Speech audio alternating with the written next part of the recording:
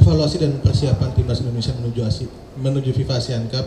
Kemarin dalam press conference John Hertman menargetkan timnas bisa juara FIFA ASEAN Cup. Kalau menurut Bapak bagaimana? Ya alhamdulillah, kan memang masing-masing pelatih punya targetnya masing-masing, ya.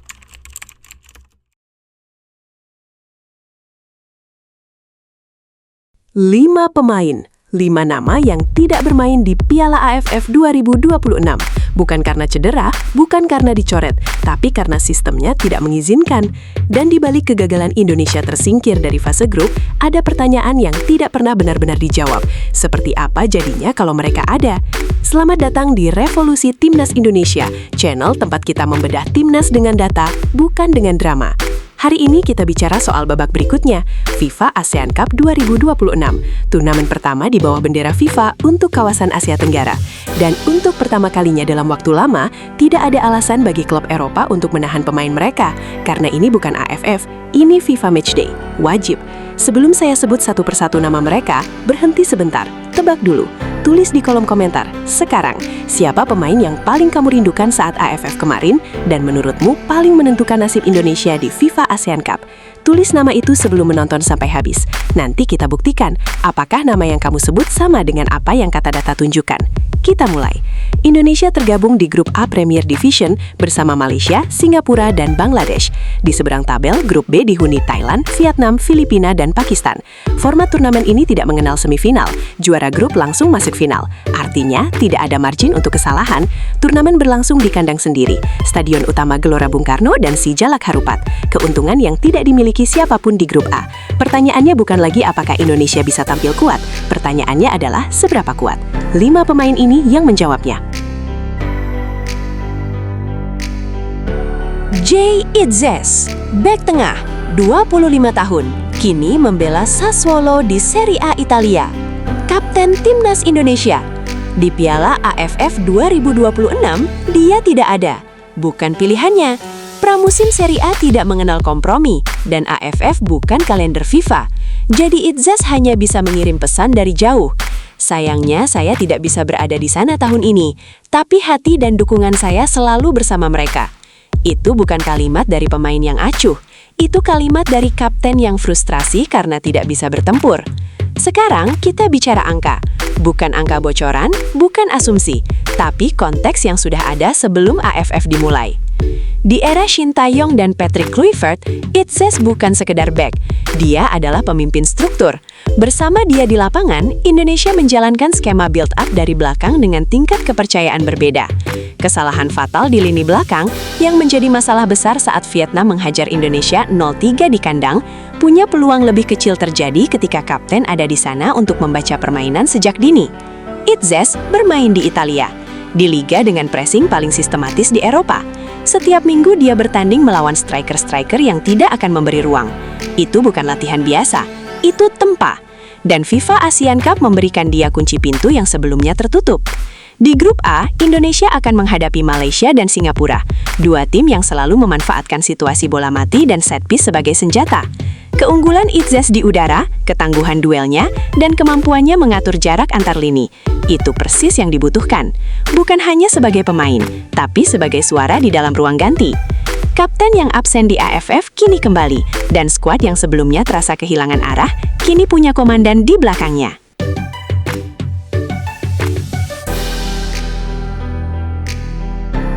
Emil Audero, kiper, produk Akademi Juventus, saat ini bergabung dengan Como untuk Serie A 2026-2027. Di Piala AFF 2026, absen. Bersama Martin Paes yang menjaga Mister Ajax Amsterdam, Indonesia harus menurunkan Nadeo Argawinata sebagai kiper utama. Nadeo adalah kiper yang berpengalaman, yang sudah lama menjaga gawang Garuda. Tapi kualitas teknis kiper adalah salah satu dari area yang paling terdampak ketika pemain abroad tidak tersedia. Sekarang kita bicara tentang apa yang berubah. Emil Audero bukan nama sembarangan. Akademi Juventus, tempat di mana standar teknis kiper tidak pernah ditawar, menjadi sekolah pertamanya. Dan bermain di Serie A musim demi musim memberi dia sesuatu yang tidak bisa dilatih dalam waktu pendek, ketenangan di bawah tekanan. Dalam FIFA ASEAN Cup, dengan seluruh pertandingan grup A digelar di kandang sendiri, ekspektasi publik terhadap performa Indonesia akan sangat tinggi. SGBK penuh atau mendekati penuh bukan menjadi keuntungan ketika tekanan psikologis tidak dikelola. kiper yang sudah terbiasa bermain di depan puluhan ribu penonton di Italia punya modal mental yang berbeda. Lebih dari itu, kehadiran Audero berarti Hartman punya dua pilihan kiper kelas tinggi. Dia dan Martin Paes yang kembali dari Ajax. Persaingan sehat di posisi itu bukan kelemahan, itu adalah kemewahan yang tidak dimiliki banyak tim di kawasan ini. Di AFF, Indonesia menderita kebobolan 6 gol dari 2 laga terakhir, 0-3 dari Vietnam dan seri 1-1 lawan Singapura. Apakah kehadiran Audero menjamin 0 kebobolan? Tidak ada yang bisa memastikan itu. Sepak bola bukan sains eksak. Tapi pertanyaan yang lebih tepat adalah, apakah Indonesia sekarang punya pilihan kiper terbaik yang tersedia? Jawabannya ya, dan pilihan itu tidak ada di AFF kemarin.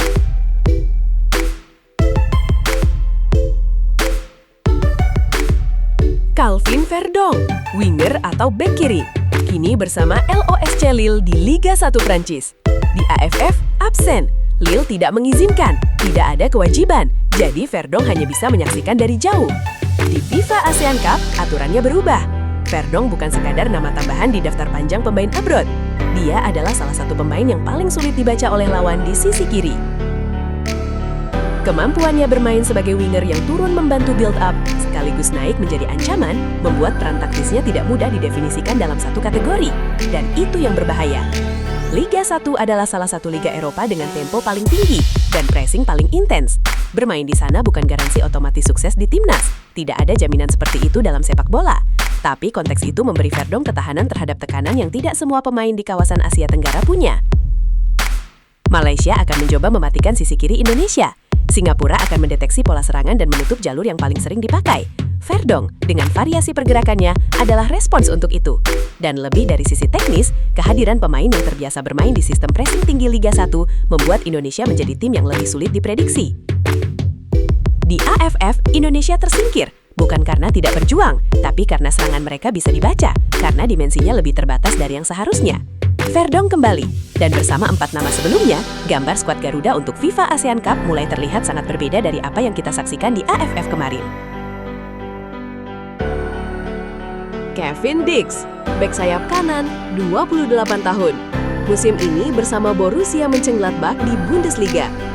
Saat AFF berlangsung, Dix sudah bergabung dengan skuad Die Vollen. Bahkan sempat main di laga uji coba pramusim. Bundesliga tidak menunggu. Angka yang perlu diperhatikan bukan angka golnya. Dix bukan striker. Kontribusinya ada di tempat yang tidak selalu terlihat di papan skor. Jarak yang dia tutup, transisi yang dia inisiasi, ruang yang dia buka untuk pemain di depannya. Dalam skema Hartman yang mengandalkan build-up dari bawah dan transisi cepat, bek sayap yang aktif naik adalah satu dari mesin penggerak utama serangan.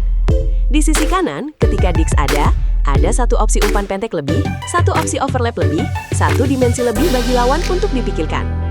Sebaliknya, ketika dia tidak ada satu celah yang harus ditutup oleh pemain lain yang mungkin tidak didesain untuk peran itu. Malaysia dan Singapura sama-sama punya sayap yang aktif. Mereka akan mencari sisi yang lebih mudah diserang.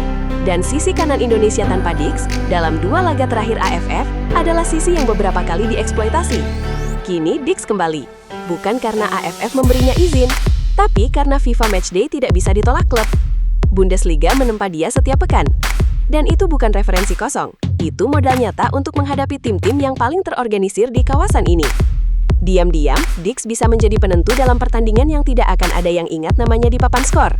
Tapi para penikmat taktik, mereka akan melihatnya. Ole Romeni, striker, naturalisasi. Saat AFF dimulai, dia sedang menjalani musim bersama klubnya di Belanda. Di AFF 2026, absen. Di FIFA ASEAN Cup, dia kembali ke radar. Kita perlu jujur soal satu hal. Mitchell Baker mencetak hat-trick di debut AFF-nya lawan Kamboja. Sebuah momen luar biasa yang tidak bisa dikecilkan. Tapi lawan Kamboja berbeda dengan lawan Malaysia. Dan Baker sendiri baru berusia 19 tahun. Dia membutuhkan waktu untuk tumbuh. Romeni adalah pilihan lain. Pilihan yang sudah lebih matang secara internasional. Ketajaman Romeni bekerja di ruang yang sempit. Dia bukan tipe striker yang butuh umpan terobosan yang sempurna. Dia bisa menciptakan ruang sendiri dengan pergerakan off the ball. Dan itu adalah jenis ancaman yang berbeda dari yang bisa diberikan Baker saat ini. Dalam grup A, Malaysia dan Singapura bermain dengan lini belakang yang kompak dan terorganisir. Mereka tidak akan memberi banyak ruang di balik pertahanan. Tim yang hanya mengandalkan satu tipe striker mudah dibaca. Tim dengan dua opsi berbeda di depan jauh lebih sulit dipadamkan. Romeni dan Becker sebagai opsi bergantian atau bahkan bersamaan dalam variasi formasi adalah skenario yang membuat Hartman punya lebih banyak senjata daripada lawan yang menghadapinya. Catatan, apakah Romeni masuk skuad final? Pertanggal 26 Agustus 2026, PSSI belum mengumumkan daftar resmi. Yang beredar masih bocoran yang dibantah BTN. Tapi nama Romeni secara konsisten muncul dalam proyeksi berbagai pengamat. Skuad resmi, kita tunggu bersama. Yang pasti, jika dia tersedia dan dipanggil, lini depan Indonesia punya kedalaman yang tidak dimiliki tim manapun di grup A.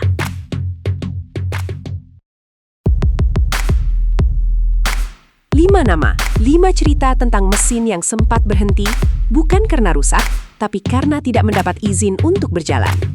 Jay Aitzes, kapten yang kembali memberi arah lini belakang. Emil Audero, pilihan kiper kelas Serie A yang menambah kedalaman dan ketenangan. Kevin Dix, mesin transisi yang diam-diam menentukan ritme.